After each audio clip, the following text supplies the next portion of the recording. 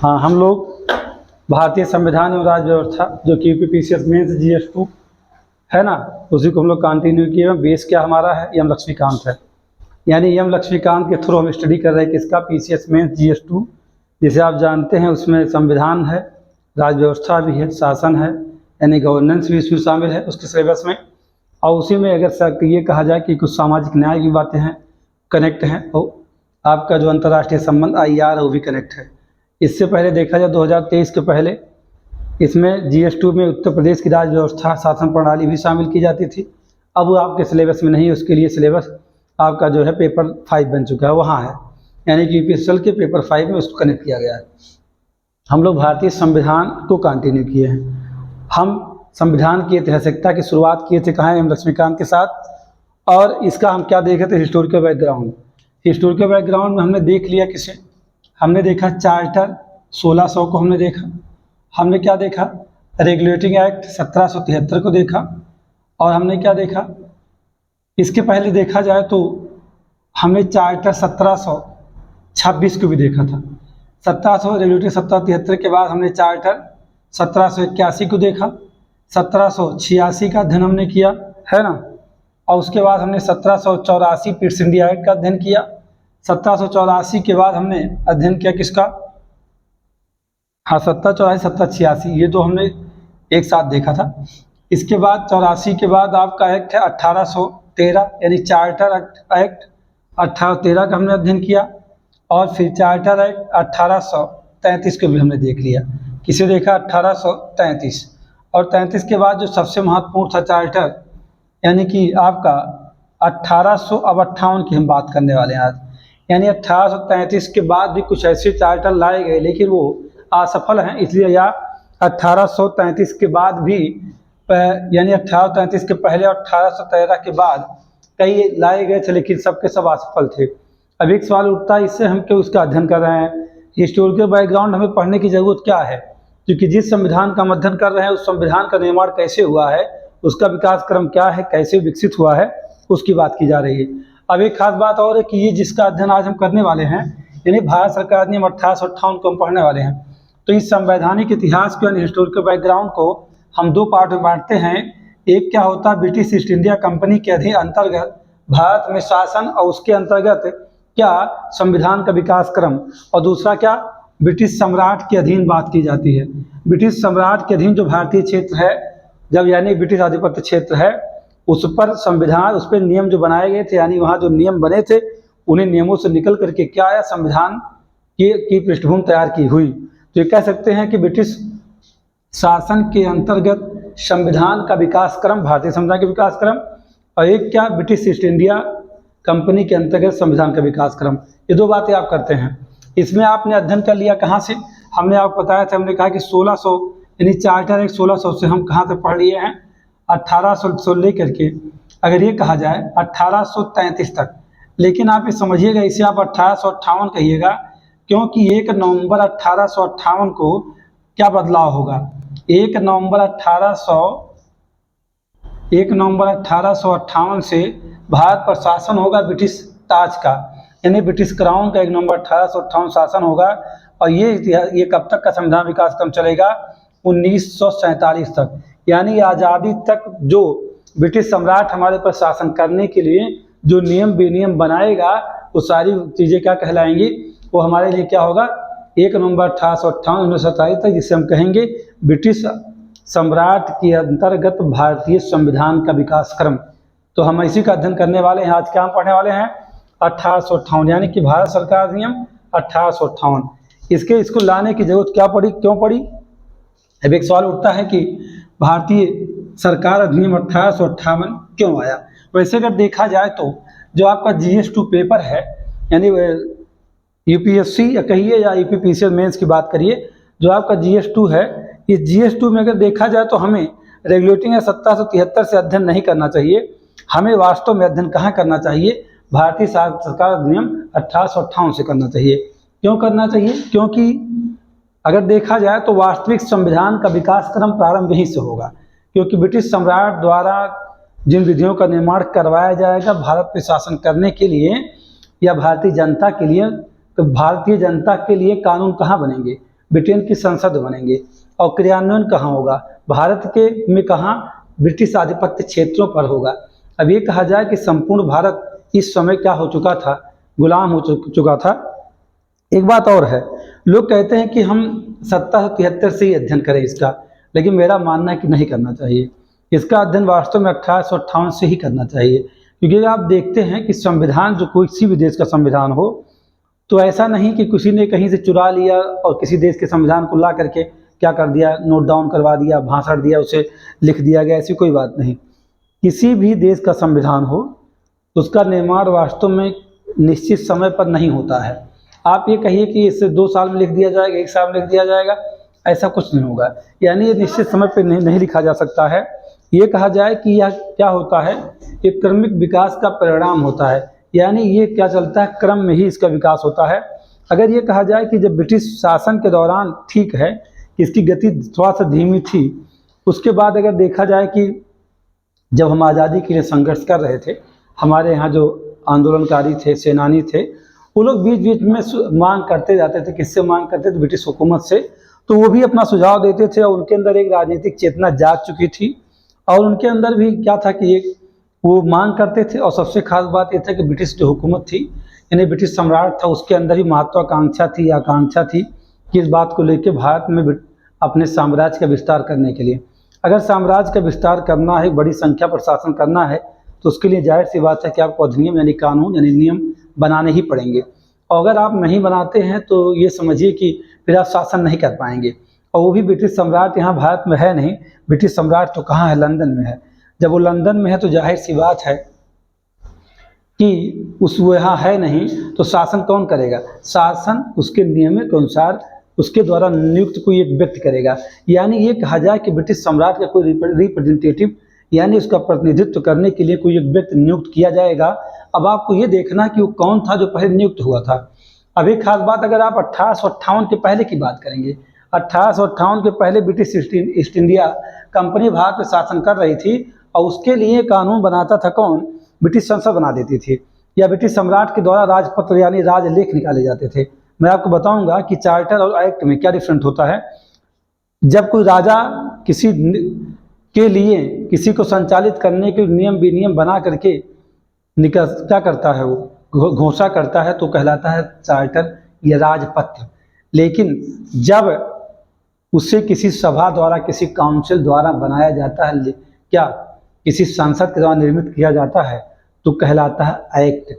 जिसके ऊपर अगर ये कहा जाए कि पारित करने के लिए उसमें लोगों के जनमत कह सकते हैं कि लोगों का बहुमत होता है, जबकि चार्टर के लिए बहुमत की जरूरत नहीं है। बहुत सारे डिफरेंट उसमें देखे जाते हैं।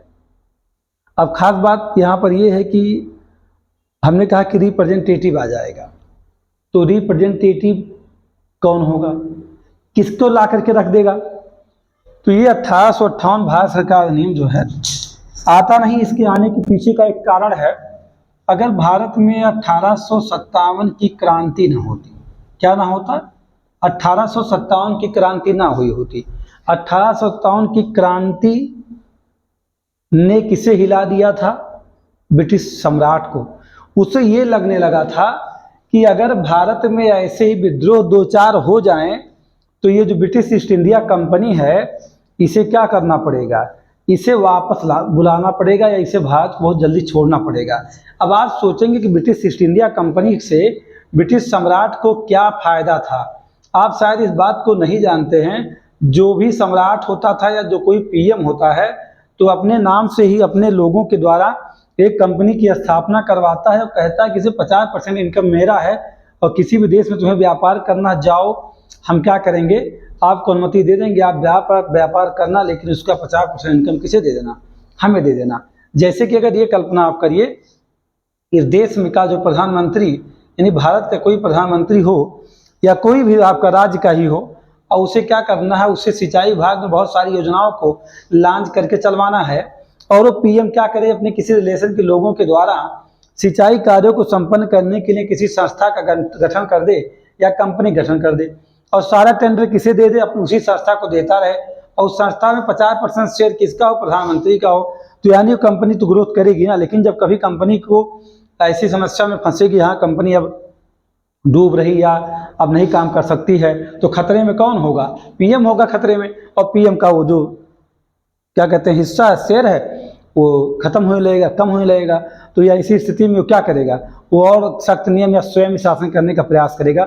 इसका एग्जाम्पल आप सटीक समझ सकते हैं। वर्तमान में अगर देखा जाए तो किसी एक ही व्यक्ति को सारी कंपनियां, सारी छूट दी जाती है हमारी सरकार के द्वारा, तो आप समझ सकते हैं कि जाहिर सी बात है उसमें शेयर्स अधिक होगा, चाहे जिसका हो, चाहे सरकार किसी व्यक्ति का हो या सरकार का स्वयं हो। तो वास्तव में अगर देखा जाए तो ब्रिटिश सम्राट के द्वारा ही ब्रिटिश ईस्ट इंडिया कंपनी की स्थापना करवाई गई थी। यानी चार्टर एक्ट 1600 के द्वारा 31 दिसंबर 1600 में जो ब्रिटिश ईस्ट इंडिया कंपनी बनी थी, वो सम्राट के द्वारा ही स्थापित करवाई गई थी, किसी और के द्वारा स्थापित नहीं करवाई गई थी। अगर वो सम्राट के द्वारा ही स्थापित करवाई गई थी तो जाहिर सी बात है कि सम्राट का भी इस ब्रिटिश ईस्ट इंडिया कंपनी में जरूर शेयर रहा होगा, फायदा रहा होगा, तभी स्थापित करवाया गया था कि आप व्यापार करेंगे जाके पूर्वी देशों के साथ। अब हम आपसे बात ये कर रहे थे कि 1857 अगर ना होता तो शायद ब्रिटिश ताज का शासन भारत पे शुरू नहीं होता। शुरू होने का कारण यही रहा कि 1857 में क्रांति हुई, और क्रांति अगर थोड़ी सी सुसंगठित होती और योजनाबद्ध तरीके से होती, नेतृत्व विहीन न होती, गुटबाजी नहीं होती, सभी लोग एक साथ खड़े हो गए होते, तो अंग्रेजों को 1857 में इस देश को छोड़ के चले जाना पड़ता। लेकिन ऐसा हुआ नहीं। लेकिन डर कौन गया? इससे डर किसे हो गया? इससे डर गई ब्रिटिश हुकूमत। उसे लगा कि अगर ऐसे एक दो विद्रोह हो गए भारत में तो हमें भारत छोड़ के जाना होगा, और इसी भय में उसने क्या किया, कहा कि ब्रिटिश आधिपत्य क्षेत्र पर, जिस ब्रिटिश आधिपत्य क्षेत्र को 1784 ईस्ट इंडिया एक्ट द्वारा घोषित किया गया था कि जहां जहां ब्रिटिश ईस्ट इंडिया कंपनी का कारखाना होगा उसके कब्जे में जो होगी भारतीय भूमि, उससे हम क्या कहेंगे? ब्रिटिश आधिपत्य क्षेत्र कहेंगे। अब उस क्षेत्र पर शासन कौन करेगा? अब ब्रिटिश ईस्ट इंडिया कंपनी शासन नहीं करेगी, अब शासन करने के लिए आ रहा है कौन? सम्राट स्वयं आ रहा है। यानी ब्रिटिश सम्राट को इसको बात का भय था, तभी ऐसा किया गया। और 1857 की क्रांति का परिणाम क्या है? 1858। अब बात यह है कि जैसे आप जानते हैं कि एक समय था कि महारानी एलिजाबेथ प्रथम ने ईस्ट इंडिया कंपनी की स्थापना करवाई। उनके बाद जेम्स प्रथम, उनके लड़के, तो वो सम्राट बने थे, उन्होंने उसमें बहुत सारे परिवर्तन करवाए, ये भी देखा गया। लेकिन अगर आप देखिए जब 1857 की क्रांति के बाद ये भय पैदा हुआ किसके अंदर? ब्रिटिश सम्राट। तो उसमें महारानी कौन है? विक्टोरिया। कौन, क्या नाम उनका? महारानी विक्टोरिया नाम था। महारानी विक्टोरिया है। लेकिन महारानी विक्टोरिया ने कुछ ऐसा तैयार नहीं किया था, कोई नियम नहीं बनाया था। मामला क्या था उस समय? 1858 के थोड़ा सा पूर्व की कहानी को देखते हैं। 1858 के पूर्व की अगर बात किया जाए तो समय था कब? लॉर्ड पामस्टन क्या थे? प्रधानमंत्री थे। लॉर्ड पामस्टन प्रधानमंत्री थे। इन्होंने बहुत प्रयास किया क्या? एक प्रस्ताव पेश किया। कैसा प्रस्ताव था वो? प्रस्ताव ये था, 1858 अधिनियम का विधेयक था कह सकते हैं आप। यानी कि ब्रिटिश संसद में एक बिल पेश हुआ, करवाया गया लॉर्ड पामस्टन के द्वारा। वो प्रस्ताव लाया गया कहाँ? ब्रिटिश संसद में। और जब लाया गया तो उन्होंने एक सवाल ये उठा कि आप इसे क्यों ला रहे हैं? क्योंकि आप जानते हैं सभी देशों में, सदनों में, यानी कि किसी भी सदन में अगर देखा जाए तो पक्ष और विपक्ष दोनों होता है। तो यहाँ विपक्ष जो था उस जैसे हमारे यहाँ देखते हैं मोदी जी का विरोध करने के लिए राहुल गांधी प्रयास करते हैं, लेकिन उनके पास बहुमत नहीं है या उनके पास सदस्य संख्या बहुत कम रहती है कि विरोध भी कर सकें। इसीलिए किसी भी देश में विपक्ष का ताकतवर होना बहुत आवश्यक है, नहीं तो सरकार तानाशाह हो जाती है। यानी विपक्ष ताकतवर है अगर तो सरकारें अच्छी चलेंगी, देश की दशा अच्छी रहेगी। अभी आप इसी से समझ सकते हैं कि उस समय लॉर्ड डर्बी कौन थे? विपक्ष में थे। किसके विपक्ष में थे? लॉर्ड डर्बी पामस्टन के विरोध में थे, यानी विपक्ष में थे। डर्बी ने इसका विरोध किया और किन्हीं कारणों से क्या हुई? सरकार गिर गई। किसकी गिर गई? लॉर्ड पामस्टन को त्यागपत्र देना पड़ा। क्यों देना पड़ा? क्योंकि लॉर्ड डर्बी नहीं चाहता था कि यह विधेयक पास हो। इस विधेयक के पक्ष में लॉर्ड डर्बी नहीं था, इसीलिए उसने क्या किया? सरकार को ही गिरा दिया। किसके? लॉर्ड पामस्टन के। लेकिन लॉर्ड पामस्टन की बात वो क्या सोचते थे? लॉर्ड पामस्टन 1858 का जो ये भारत सरकार अधिनियम 1858 है, जो ये क्या कहते हैं डिक्लेरेशन के थ्रू आने वाला है, एक प्रस्ताव संसद में गया है। ये इसलिए लाया गया था। क्यों ला रहे थे लॉर्ड पामस्टन? क्योंकि वो चाहते थे कि भारत में जो दोहरा शासन चल रहा है, दोहरा शासन मतलब बीओडी और बीओसी, इन्हें हम खत्म कर दें। उनका इरादा यही था लेकिन उसका विरोध कौन कर रहा था? उसका विरोध लॉर्ड डर्बी कर रहा था, क्योंकि वो जानता था कि इससे नुकसान होगा, ब्रिटिश ईस्ट इंडिया कंपनी समाप्त हो जाएगी और हम लोगों का जो शेयर है वो नहीं रह जाएगा। इसी वजह से लॉर्ड डर्बी ने विरोध किया और त्यागपत्र किसे देना पड़ा? पामस्टन को। पामस्टन ने क्या दे दिया? त्यागपत्र दे दिया। और त्यागपत्र दे दिया तो जाहिर सी बात है कि फिर वो विधेयक, ऐसा मैं नहीं कहूँगा कि ठंडे पस्ते में गया। ये सारी कहानी है 12 फरवरी 1858 की, यानी कि लॉर्ड पामस्टन ने 12 फरवरी 1858 को इस बात का प्रयास किया था कि जो है ऐसा विधेयक दोहरे शासन को भारत में जो BOD BOC चल रहा है, board of director, board of controller चल रहा है, इसे हम समाप्त करके क्या करें, यहाँ पर ब्रिटिश सम्राट का शासन शुरू किया जाए। लेकिन ऐसा नहीं हो पाया। जब लॉर्ड डर्बी क्या हुआ, जब चूंकि इस्तीफा दे दिया किसने? लॉर्ड पामस्टन ने। और कौन सरकार में आया? लॉर्ड डर्बी आया। यानी जब ब्रिटेन का PM बन गया लॉर्ड डर्बी, तो इसी ने क्या किया, सेम सारी बातें जो विधेयक पामस्टन लाने का प्रयास कर रहे थे, उसी विधेयक को किसने? लॉर्ड डर्बी ने क्या किया, ब्रिटिश सदन से पास करवा लिया। और जब वह पास हो गया, तो पास होने के बाद जैसे हमारे यहाँ सदन में जब विधेयक पारित हो जाते हैं तो किसके पास जाते हैं? प्रेसिडेंट के पास, क्योंकि हमारे यहाँ क्या है, राष्ट्रपति ही प्रथम व्यक्ति है और राष्ट्रीय संसद का हिस्सा है। वैसे ही ब्रिटेन में भी क्या है, महारानी की सिग्नेचर की जरूरत है। अगर वो अधिनियम तभी बनेगा जब तक ब्रिटेन सम्राट उसे सिग्नेचर नहीं करेगा। तो उसमें महारानी कौन थी? विक्टोरिया। यानी कौन था? महारानी विक्टोरिया उस समय क्या थी, कह सकते हैं सम्राट कहिए, महारानी कहिए। जब उनके पास गया तो उन्होंने क्या किया, उन्होंने फिर सिग्नेचर कर दिया। सिग्नेचर जब किया तो एक घोषणा पत्र जारी हुआ। कौन सा घोषणा पत्र? जिसे आप क्या कहते हैं, 1858 का डिक्लेरेशन। यानी उन्होंने एक घोषणा पत्र जारी किया। और घोषणा पत्र की बात किया जाए तो घोषणा पत्र सीधे कहाँ आया? वो घोषणा पत्र आया कहाँ? कड़ा। कड़ा में कहाँ? इलाहाबाद। यानी कड़ा कहाँ है? इलाहाबाद में।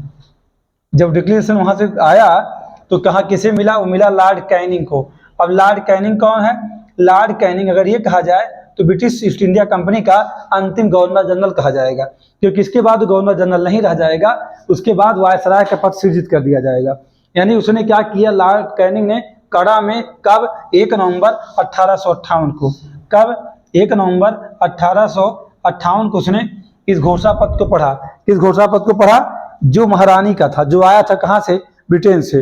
उस घोषणा पत्र को जैसे पढ़ा, और घोषणा पत्र में बात कही भी गई थी कि हम इसलिए ऐसा डिक्लेरेशन जारी कर रहे हैं जिससे कि भारत में 1857 जैसी क्रांति या कोई बड़ा विद्रोह, महाविद्रोह की पुनरावृत्ति संभव ना हो सके, इसीलिए हम इसे रोक रहे हैं। उसको रोकने के लिए हम डिक्लेरेशन जारी कर रहे हैं। और डिक्लेरेशन को कड़ा इलाहाबाद में लॉर्ड कैनिंग ने 1 नवंबर 1858 को पढ़ा। जैसे ही घोषणा पत्र की अंतिम लाइन पढ़ी, समाप्त हुआ, वैसे ही ये जो लॉर्ड कैनिंग था ये बन गया क्या? वायसराय। ये गवर्नर जनरल से क्या बन गया? अब ये बन गया क्या? वायसराय, कंपनी का वायसराय। किसका? ब्रिटिश ईस्ट इंडिया कंपनी का वायसराय बन गया। यानी अब ये क्या है? अब ये ब्रिटिश सम्राट का क्या है? इस समय ब्रिटिश सम्राट का प्रतिनिधित्व बन गया। यानी क्या बन गया? रिप्रेजेंटेटिव। अगर इसे पूरी शक्तियां होती, होल एंड सोल, तो गवर्नर जनरल होता। लेकिन अब इसको शक्ति कहाँ से मिलेगी? अब इसे पावर कहाँ से मिलेगा? ब्रिटिश सम्राट से मिलेगा। यानी पावर का डेलीगेशन या विधियों का प्रत्यायोजन कहाँ शुरू हुआ? यहीं शुरू हुआ, जो कि 1858 का क्या है? भारत सरकार अधिनियम है। यानी इसी अधिनियम ने किसे? कैनिंग को बना दिया भारत का प्रथम वायसराय। और इसे बना दिया क्या? इसी नाम के आगे क्या लिख दिया गया? ब्रिटिश ईस्ट इंडिया कंपनी का अंतिम गवर्नर जनरल। और वही क्या बन गया वायसराय। वायसराय के शब्द में भी छिपा हुआ है क्या? वाया। वाया मीन्स क्या होता है? कोई भी चीज को जिस दिन रास्तों से गुजरता है, या मान लेते हैं कि किसी यात्रा को आप कर रहे हैं, आप यात्रा कर रहे हैं, आपको दिल्ली जाना है, तो आप लखनऊ ना जाने के बजाय आप बनारस से जा सकते हैं, या आप चाहें तो आप क्या करिए, लखनऊ से हट करके आप गोरखपुर से कहाँ पहुँच जाइए? सीतापुर चले जाइए। मतलब ऐसे रूट हैं। तो आप जहाँ बताया जाता है कि वाया हम इस रास्ते से आ रहे हैं, तो यानी कि ब्रिटिश सम्राट का जो पावर है वो वायसराय के थ्रू किसके ऊपर लागू किया जाएगा? जो भारत का ब्रिटिश आधिपत्य क्षेत्र या भारतीय जनता है उनके ऊपर थोपा जाएगा। इसीलिए क्या हो गया? ब्रिटिश सम्राट स्वयं नहीं आ सकता है, उसे कंपनी गवर्नर जनरल क्या बना दिया? उसे बना दिया अपना रिप्रेजेंटेटिव, यानी प्रतिनिधित्व करने वाला बना दिया। अब एक बात ऐसा ये भी है कि प्रशासनिक व्यवस्था को स्थापित करने के लिए और 1857 जैसी क्रांति या कोई महाविद्रोह भारत ना हो, उसे रोकने के लिए ब्रिटिश, और ये भी बात है, अब क्या था कि इसके पहले अगर कहा जाए, भारत अभी ब्रिटिश उपनिवेशिक राज्य नहीं बना है, अब बनने जा रहा है। यानी 1858, मैंने कहा कि हमें वास्तव में संविधान की विकास यात्रा यहीं से पढ़नी चाहिए। कहाँ से? भारत सरकार अधिनियम 1858 से, क्योंकि यहाँ पर ब्रिटिश औपनिवेशिक हित की संरक्षा के लिए, या आप कह सकते हैं कि भारत को ब्रिटिश उपनिवेश बनाने के लिए यह एक्ट पारित किया गया था। कौन? भारत सरकार अधिनियम 1858। और जब ये आया, इसके आने के पीछे की बातें मैंने बता दिया। ये आया, ये तो आ गया। ये अब इसके आने का प्रभाव क्या है, इसकी विशेषता क्या है, इसकी महत्ता क्या है, और इसमें कौन से ऐसे प्रावधान किए गए, इसका प्रभाव पिछले जो अधिनियम या चार्टर रहे हैं उन पे कैसे पड़ा है, क्या किसका अंत कर दिया है, यही आपको मुझे बताना है। इसकी पृष्ठभूमि मैं समझता हूँ ये आप बहुत अच्छे से समझ चुके होंगे। अब बात हमें यही करनी है कि जब ये भारत सरकार अधिनियम 1858 लागू हुआ तो क्या प्रभाव पड़ा ब्रिटिश ईस्ट इंडिया कंपनी पर, और भारत पे क्या प्रभाव पड़ा इसका, क्योंकि यह अब शासित किसे करने जा रहा है। यानी कि अब यहीं से अगर ये कहा जाए 1 नवंबर 1858 से घोषणा पत्र पढ़ने के बाद ही जो भारतीय सत्ता थी उसका अंतरण कहाँ हो जाएगा, उस सत्ता का अंतरण हो जाएगा कहाँ? ब्रिटिश ताज में हो जाएगा। यानी कहाँ हो जाएगा? ब्रिटिश क्राउन में हो जाएगा। यानी जो ब्रिटेन में सम्राट होगा वही हमारा भी सम्राट कहलाएगा, भारत में भी अब कोई अंतर नहीं रह जाएगा।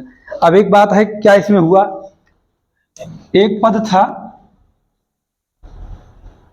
आप जब 1784 पिट्स इंडिया पढ़ रहे थे, पिट्स इंडिया 1784 की अगर बात किया जाए तो इस एक्ट में एक बात की गई थी कि ब्रिटिश ईस्ट इंडिया कंपनी के कार्यों को अलग कर दिया जाए। यानी क्या? दोहरे शासन की शुरुआत कर दिया गया था। कैसे किया गया था? बीओसी बोर्ड ऑफ कंट्रोलर के जरिए और बीओडी बोर्ड ऑफ डायरेक्टर के जरिए ये बात कही गई थी। इसका सबसे पहले क्या कर दिया गया? अंत कर दिया गया। यानी अब क्या है, भारत सरकार अधिनियम 1858 के आने से बीओसी और बीओडी समाप्त हो गए।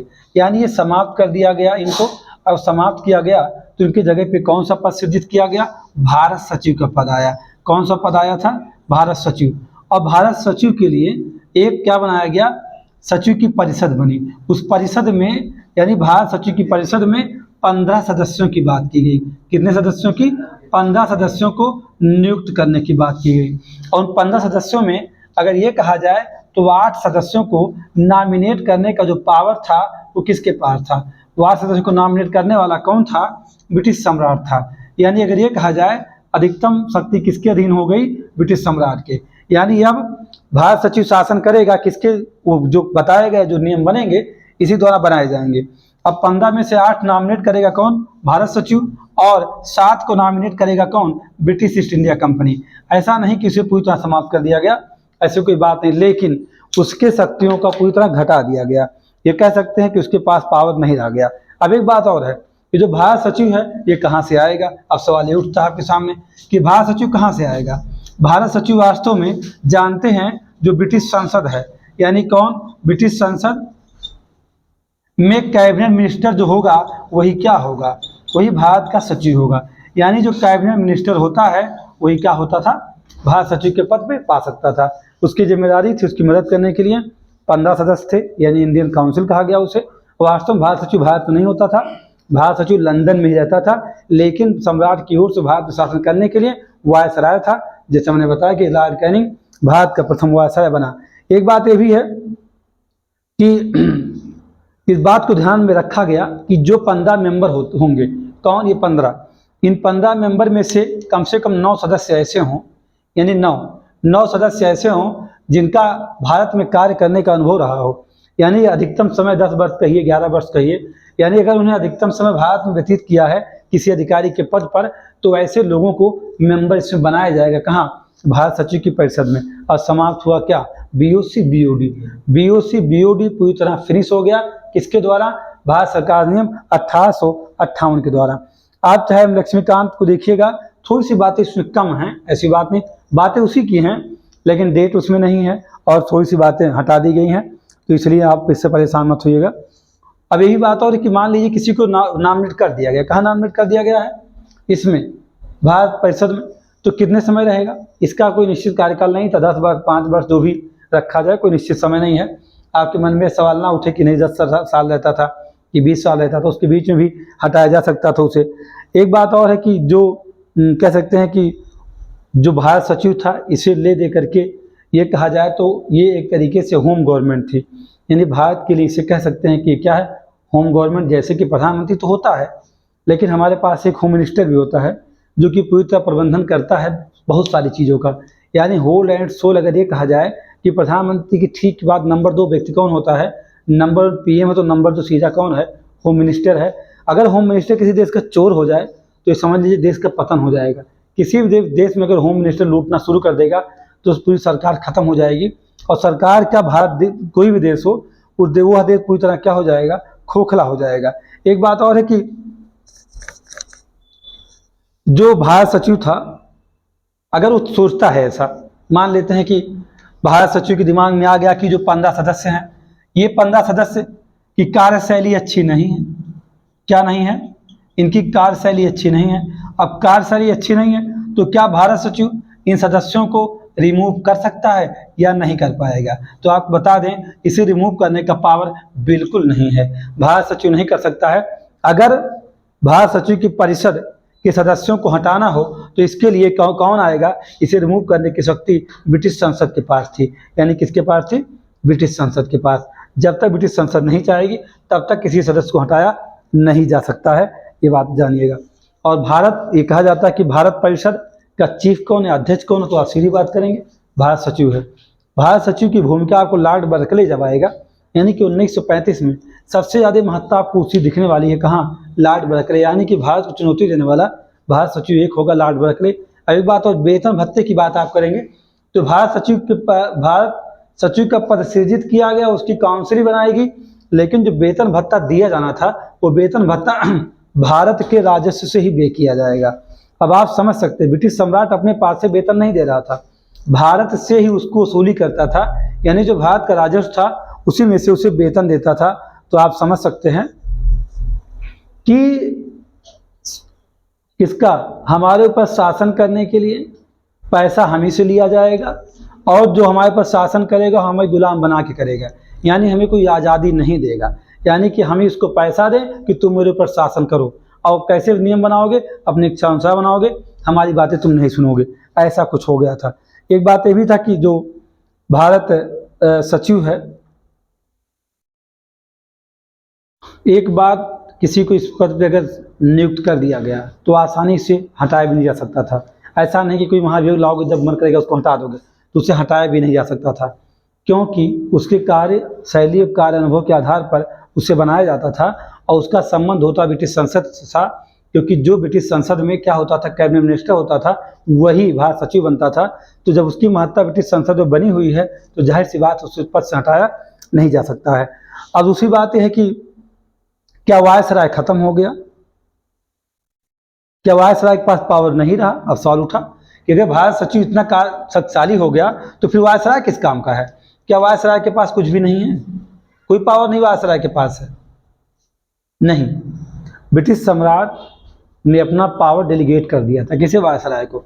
यानी भारत में प्रतिनिधित्व करने के लिए ब्रिटिश सम्राट का यहाँ कौन बैठा था, वो बैठा था वायसराय। तो आप ये नहीं कह सकते हैं कि पूरी तरह भारत सचिव हावी हो गया, वो नहीं रहा। हाँ, एक चीज़ जरूर रहा कि जो भारत गवर्नर जनरल, जिसे आप वायसराय गवर्नर जनरल बार बार शब्द लोग यूज भी करते हैं, लेकिन 1 नवंबर 1858 के बाद आप गवर्नर जनरल को वायसराय कहेंगे, ज़्यादा अच्छा है, गवर्नर जनरल मत कहिए। लेकिन लोगों की आदत पड़ जाती है, जब वो 1773 से लेकर के 1833 से गवर्नर जनरल चिल्ला रहे हैं 53 तक, तो जाहिर सी बात है कि 1853 तक गवर्नर जनरल चिल्लाया है तो भूलेगा नहीं। जैसे आप साल बदलता है तो आप जिस साल नए साल में प्रवेश करते हैं तो लगभग 3 महीने तक पुराने साल को डेट डालते हैं और उसी ईयर को आप यूज करते हैं। तो ऐसा वहाँ लोगों की आदत पड़ गई है, लोगों ने गवर्नर जनरल कहना शुरू कर दिया। और आज जबकि उन्हें क्या कहना चाहिए, वायसराय कहना चाहिए। यहाँ हुआ क्या कि भारत सचिव की आज्ञा अनुसार कार्य करने के लिए किसे बाध्य कर दिया गया, वायसराय को। यानी कि वायसराय की शक्तियाँ सीमित हैं, क्यों सीमित हैं? क्योंकि भारत सचिव की सलाह पे काम करना, भारत सचिव की आज्ञा अनुसार कार्य करने के लिए गवर्नर जनरल को पूरी तरह बाध्य किया गया। लेकिन ये कहा गया कि गवर्नर जनरल क्या है, मेरा रिप्रेजेंटेटिव है, और मेरा रिप्रेजेंटेटिव है यानी किसका, सम्राट का। कुछ शक्तियाँ उसे दी जाएंगी, लेकिन उसे काम करना पड़ेगा किसकी सलाह अनुसार, भारत सचिव को, तो कहीं ना कहीं ये मामला गया फंस और गवर्नर जनरल की परिषद में एक नए मेंबर की एंट्री थी। आप जानते हैं चार्टर 1833 के तहत एक विधिक सदस्य को लाया गया था। अब वह जो विधिक सदस्य 1833 में आए थे लॉर्ड मैकाले, अब उस जो विधिक सदस्य था वह अस्थायी था और ये 1858 में विधिक सदस्य की जो पद था अब उसे परमानेंट बना दिया गया, यानी बना दिया गया अस्थायी। अगर आप देखते हैं तो उसको क्यों बनाया गया, क्योंकि एडवोकेट जनरल माना गया उसे। जैसे हमारा यहाँ क्या है अटॉर्नी जनरल ऑफ इंडिया है, वैसे उसमें एडवोकेट जनरल बनाया गया। उसका काम क्या था, वो विधिक मेंबर होता था, उसका काम यही था क्या, उसकी भी नियुक्ति ब्रिटिश सम्राट ही करता था। कौन करता था, ब्रिटिश सम्राट। एडवोकेट जनरल विधिक यानी कोडिफाइड लॉ को यानी विधियों को संहिताबद्ध करने के लिए जिसका सृजन किया गया था कहाँ, चार्टर 1833 में। अब उस मेंबर को आकर के 1858 में ब्रिटिश सम्राट ने स्थायित्व प्रदान कर दिया, यानी क्या बना दिया उसे, कहा कि आपका पद क्या है, परमानेंट है, आप जो लॉ बनेगा उसे आप कोडिफाइड करेंगे, आप संहिताबद्ध करेंगे, संहिताकरण करेंगे। एक बात ये भी रहता है कि जो ये कह सकते हैं कि भारत सचिव के माध्यम से ब्रिटिश सम्राट शासन कर रहा था भारत पर, लेकिन वायसराय के माध्यम से भारत पर शासन सीधे कर रहा था। जबकि भारत सचिव की परिषद में दो लोग थे, यानी ब्रिटिश ईस्ट इंडिया कंपनी की भूमिका थी और सम्राट के मेंबर भी थे। बस अंतर क्या था कि ब्रिटिश सम्राट के एक मेंबर अधिक था, इतना अंतर है। यानी 15 सदस्यों में 8 की नियुक्ति ब्रिटिश सम्राट करता था और 7 को नियुक्त करते थे कौन, ब्रिटिश ईस्ट इंडिया कंपनी। और नियुक्ति उसी की जाती थी जिसे भारत में 10 वर्षों से अधिक का कार्य करने का अनुभव हो, ऐसे व्यक्ति को लाया जाता है। इससे अलावा इसमें और कुछ 1858 में अगर देखा जाए तो 1858 की यही सारे प्रभाव हैं। इसके अलावा कोई ऐसी बात 1858 में नहीं है जिसे आपको परेशान होने की बात है। हाँ, एक बात और है कि अगर ये कहा जाए कि जो भारत सचिव का ऑफिस था उसे क्या कहा जाता था, उसके लिए जानते हैं, उसे कहा गया था भारत कार्यालय। यानी इंडिया हाउस बना था कहाँ, लंदन में, और उस इंडिया हाउस का चीफ होता था कौन, भारत सचिव। ये समझिएगा आप, कौन, भारत सचिव इंडिया हाउस का चीफ था। इस बात को आपको भूलना नहीं, ये भी दिमाग में रखना है कि इंडिया हाउस लंदन में था, भारत में नहीं बना था। ये बातें आपको कन्फ्यूजन में बिल्कुल ना लाएं। अच्छा, दूसरी चीज़, अब क्या अगर आप लक्ष्मीकांत को देखते हैं तो उसमें आपको क्या बातें मिलती हैं कि 1858 से 1947, मैंने शुरुआत में आपको बताया था कि ये ब्रिटिश सम्राट के अधीन भारत में संविधान की विकास यात्रा है। और हमने कहा था कि 1858 से 1947 तक की बात की जाएगी। अगर ये कहा जाए कि लक्ष्मीकांत की लाइन को आप पढ़ेंगे तो उसमें सीधी बात लिखी गई है कि इस कानून का निर्माण क्यों किया गया था, 1857 के विद्रोह के कारण किया गया था। बहुत कम बातें बताई गई इसमें। ये भी कहा गया कि भारत का प्रथम स्वतंत्रता संग्राम था, सिपाही विद्रोह था, और भारत के शासन को अच्छा बनाने के लिए ब्रिटिश सम्राट ने इसकी घोषणा करवाई, फिर एक अधिनियम बना दिया। और ये कहा जाए कि भारत पर शासन करने के लिए पूरी तरह राजशाही राजतंत्र आ गया जो स्थापित करना चाहा। और उसमें अगर आप पढ़ेंगे विशेषता में, लक्ष्मीकांत की बात मैं कर रहा हूँ, तो उसमें क्या लिखा कि इसके तहत भारत शासन सीधे महारानी विक्टोरिया के अधीन चला गया। यानी भारतीय सत्ता कहाँ चली गई, ब्रिटिश सम्राट के अधीन। तो यानी कि महारानी विक्टोरिया क्या बन गई, जैसे ब्रिटेन की महारानी थी वैसे भारत की महारानी बन गई। कब, 1 नवंबर 1858 को। और गवर्नर जनरल का पद बदल के क्या कहलाया, वायसराय कहलाया। वो उसका पद क्या हो गया, वायसराय बन गया। और ब्रिटिश ताज का प्रत्यक्ष शासन शुरू हुआ भारत पर, लेकिन किसके माध्यम से, उसका प्रतिनिधि कौन बना, लॉर्ड कैनिंग, प्रथम वायसराय। फिर आपने जो सेकंड पैरा उसमें है लक्ष्मीकांत, आप देखिएगा उसमें लिखा गया कि इस अधिनियम ने नियंत्रण बोर्ड BOC BOD को पूरी तरह समाप्त कर दिया। यानी भारत में शासन का दोहरा जो तरीका था, यानी द्वैध शासन था, उसे पूरी तरह फिनिश कर दिया गया। फिर उसके बाद आप तीसरी लाइन देखेंगे तो लिखा है कि राज्य सचिव का सृजन किया गया भारत के लिए, जिसका ब्रिटेन के कैबिनेट यानी कैबिनेट मिनिस्टर होना आवश्यक है, ऐसे व्यक्ति क्या बनाया जाएगा, भारत का सचिव बनाया जाएगा। ये बातें उसमें कही गई हैं। यानी अगर ये कहा जाए कि जो ब्रिटिश कैबिनेट का मिनिस्टर होगा और वो भारत सचिव के पद पे रहेगा, वो उत्तरदायी किसके प्रति होगा, तो वो जो भारत सचिव था वो उत्तरदायी किसके प्रति था, ब्रिटिश संसद के प्रति था। ये कौन कह रहा है, लक्ष्मीकांत कह रही है, ब्रिटिश संसद के प्रति। यानी वो किसके प्रति उत्तरदायी, यहाँ से पूछा जाए कि जो भारत सचिव होता था वो किसके प्रति उत्तरदायी था, तो आप बताएंगे ब्रिटिश संसद के प्रति उत्तरदायी था। फिर बात हुई कितने मेंबर थे, 15 सदस्य हैं। मैंने इसके बारे में चर्चा आपसे कर लिया है कि यहाँ 15 सदस्य हैं और 15 सदस्यों की सलाह, 15 सदस्य क्या है, एक सलाहकार परिषद है जो सलाह किसे देती है, भारत सचिव को सलाह देती है। और ये कहा जाए कि ये क्या है, वास्तव में भारत सचिव का जो परिषद है यह एक निगमित निकाय है। निगम निकाय का मतलब कि अर्ध सरकारी एक संस्था है। क्यों? क्योंकि इसका काम क्या था, इसके विधि का निर्माण भी करती थी, और इसके ऊपर अगर आपको मुकदमा करना है तो मुकदमा करने के लिए लंदन में जाना पड़ेगा। ये लक्ष्मीकांत मैं नहीं कह रहा हूँ, भारत और इंग्लैंड में मुकदमा करने का अधिकार था, और इस पर मुकदमा किया जा सकता था। किसके ऊपर? भारत सचिव के ऊपर या पुलिस संस्था के ऊपर मुकदमा कर सकते थे। ये कहा जाए कि इस अधिनियम के आने से क्या हुआ, प्रशासनिक मशीनरी में सुधार हुआ, जिसके माध्यम से इंग्लैंड में भारतीय सरकार का अधीक्षण और उसका नियंत्रण हो सकता था। उसे प्रतिनिधि शासन प्रणाली या कोई विशेष परिवर्तन किए बिना उससे भारतीय शासन की शुरुआत कर दी। कोई खास परिवर्तन नहीं किया गया, बस बीओसी बीओडी को समाप्त कर दिया गया। ये सारी बातें किसकी थी? ये सारी बातें हमारे द्वारा बताई गई। भारत सरकार अधिनियम 1858। आपका लेक्चर लंबा ना होने पाए इसलिए हम एक एक एक्ट को ही हिट करने वाले हैं। जो छोटे एक्ट होंगे एक साथ कर दिए, जैसे 1818, 1892 दोनों आप एक साथ पढ़ सकते हैं। 1909, 1919 की आप एक सीरीज बनाएंगे, 1935 की एक सीरीज बनाएंगे, और संविधान की विकास यात्रा समाप्त हो जाएगा। तो आपको अच्छा लगे तो शेयर करिए, लोगों तक पहुंचाइए, लोगों को इससे बेनिफिट मिले। और आपको अच्छा लग रहा हो तो इसमें कुछ कमी भी दिख रही हो तो आप बेसिक सुझाव दे सकते हैं।